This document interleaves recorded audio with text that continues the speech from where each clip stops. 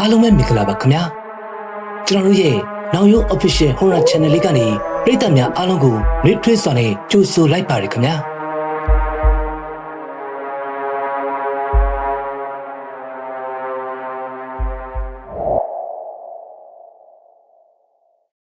ကျွန်တော်ယနေ့တင်ဆက်ပေးမှာကတော့စိုင်းဆရာနောင်ရုံစေးမပြည့်မှန်အားအခြေပြုပြီးပြန်လည်ရေးသားထားတဲ့ဘုံကြီးကျောင်းတွေကတစေတည်းရဲ့ပြည့်စံများအကြောင်းပဲဖြစ်ပါတယ်ခင်ဗျာ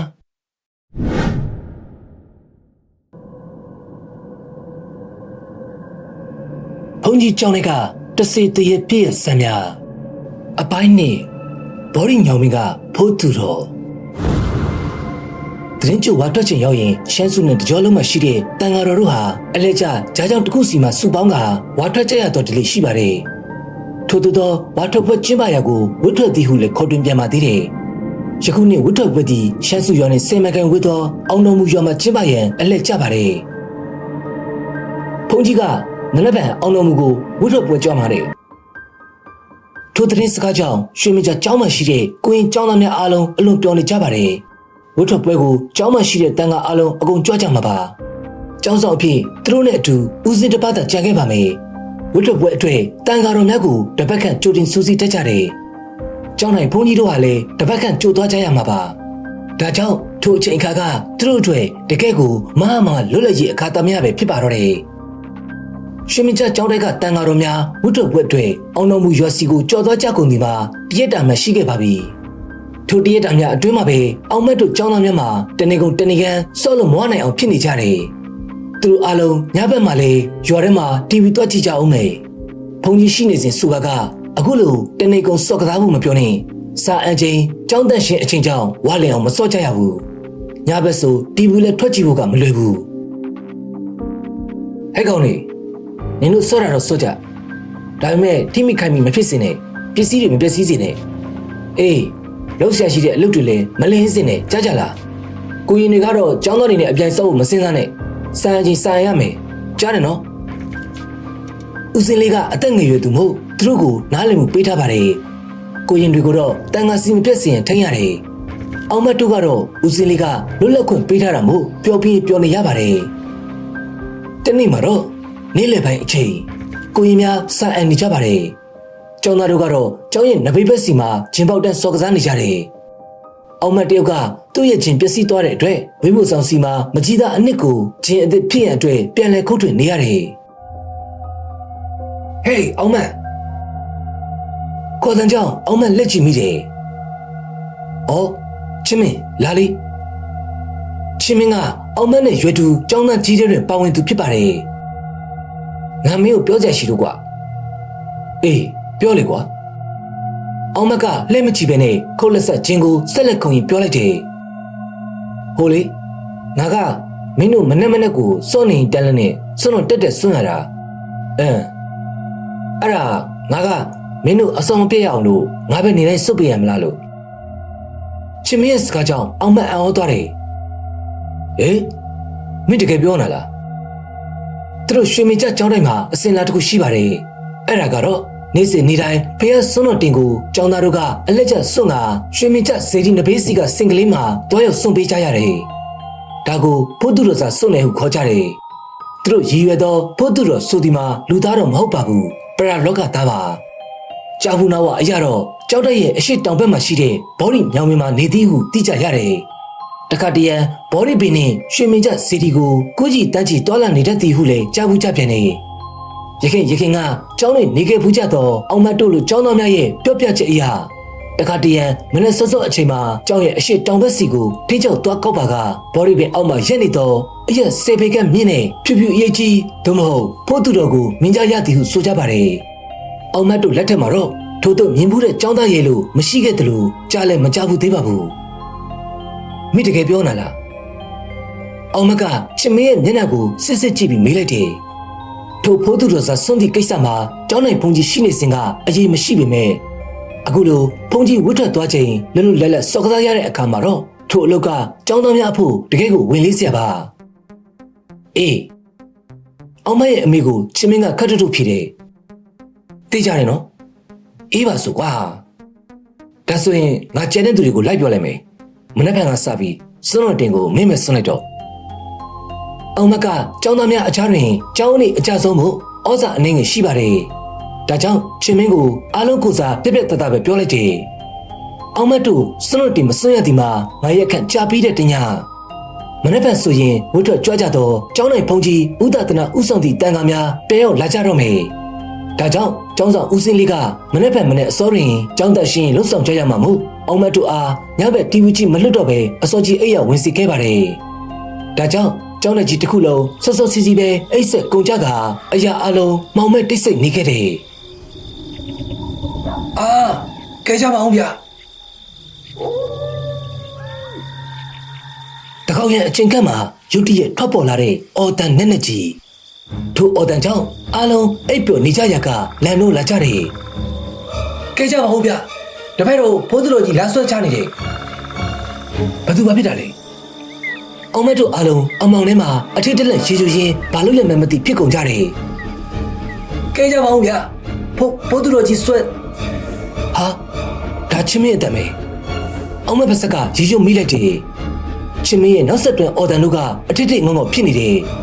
ထိုအချိန်မှာတော့ဘသူလဲဟိတ်ဆိုတော့အတန်နဲ့တူခေါင်းရင်ဘက်မှာကျင်းနေတဲ့ဦးစင်းလေးတန်ကဓာမီယောက်ကဝင်းကနေထွက်ပေါ်လာတယ်ဟာမြင်လိုက်ရတဲ့မြင်ကွင်းကြောင့်အားလုံးအံ့ဩသွားပြီးအာမေတိတ်တများအသီးသီးထွက်ကုန်ကြရတယ်ဓာမီယောက်အောက်မှာအရဲ့6ပေကမြင်မတော့မိကုန်းငွေတရံဖြူဖြူရိတ်ကြီးကချင်းမင်းအားခြေထောက်ကဆွဲကင်ပြီးတကောက်ကစီကိုရုတ်တိုက်ဆွဲခေါ်နေတယ်ဟာဖိုးသူတော်ကြီးပဲဦးစင်းလေးတန်ကတန်တော်ရေရွတ်တန်ပြီးတော့တစ်ဆက်ထဲမှာပဲဟေးချင်းမင်း24ပစ္စည်းရွတ်လေထို့သူတတိပေးလိုက်တယ်ထိုကချင်းမင်းကဒီရုတ်တိုက်ပါနေရက24ပစ္စည်းကိုအော်ရွတ်ပါတယ်ကြောက်လန့်မှုကြောင့်ချင်းမင်းခင်ဗျာ24ပစ္စည်းကိုပင်မှန်အောင်မယုံနိုင်ရှာဘူးဖို့တော်ကြီးကတော့သူ့ဟာဆက်လက်ကစွဲနေသေးပါပဲထိုအခိုက်ပါတော့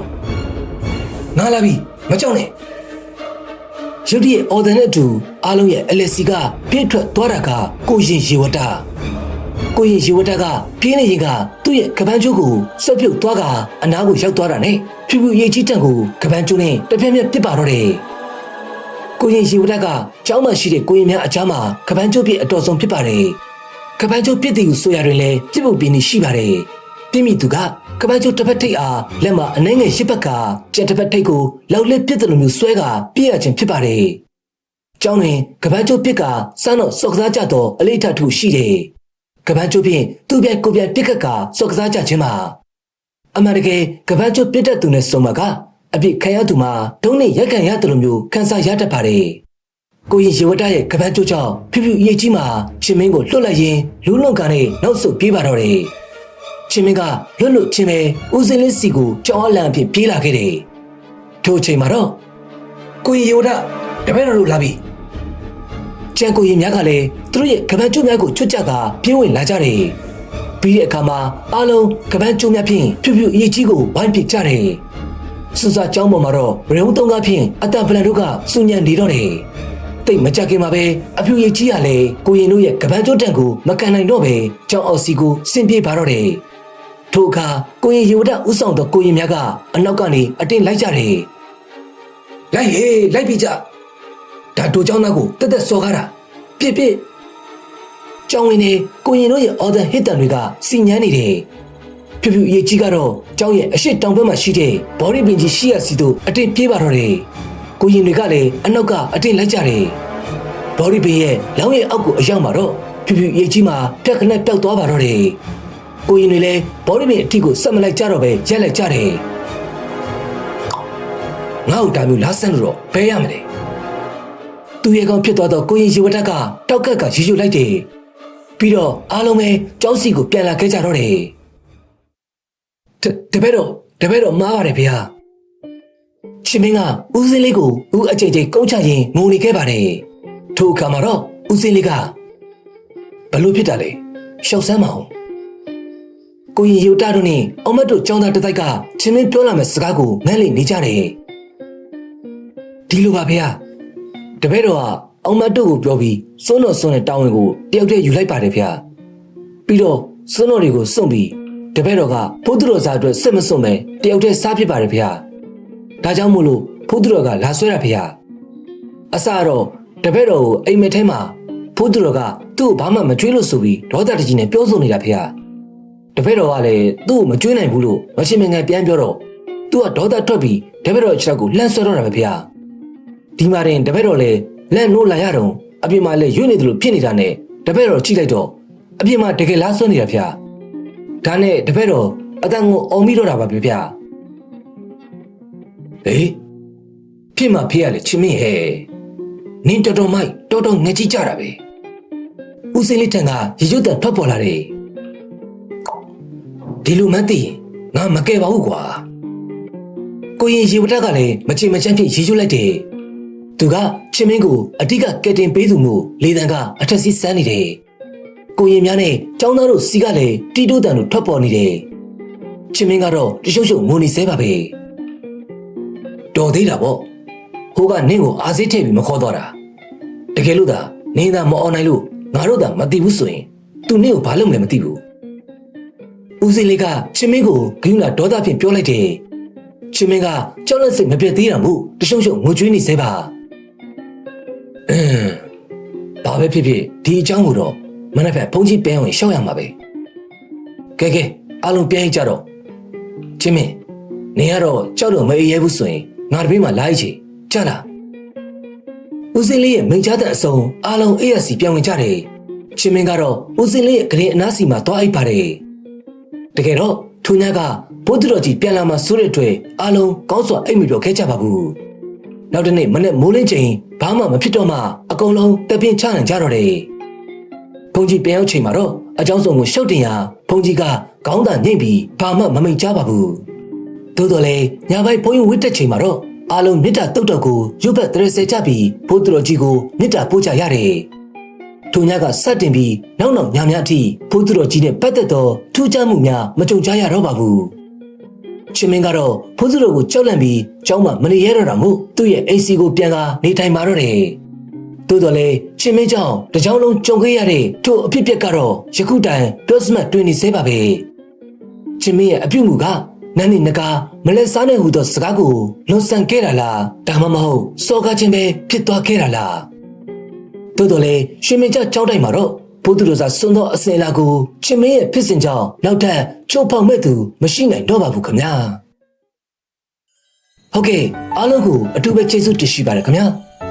နောက်တနေ့မှာလည်းစိုင်းဆရာနောက်ရုံးမှပြည့်မှန်အားအခြေပြုပြီးရေးသားထားသောဘုန်းကြီးကျောင်းတွေကတစေတရဲ့ပြည့်စံများဤနံပါတ်3ကုလီအောက်ကမစင်စားသောစုံးဆိုတဲ့စိတ်ဝင်စားဖွယ်ပြည့်မှန်ဇရန်လေးကိုလည်းဆက်လက်ဆောင်လို့အားပေးချက်ပါအောင်ခင်ဗျာအားလုံးကိုအတူပဲကျေးဇူးတင်ရှိပါတယ်ခင်ဗျာမင်္ဂလာရှိသောညချမ်းလေးပိုင်ဆိုင်နိုင်ကြပါစေခင်ဗျာ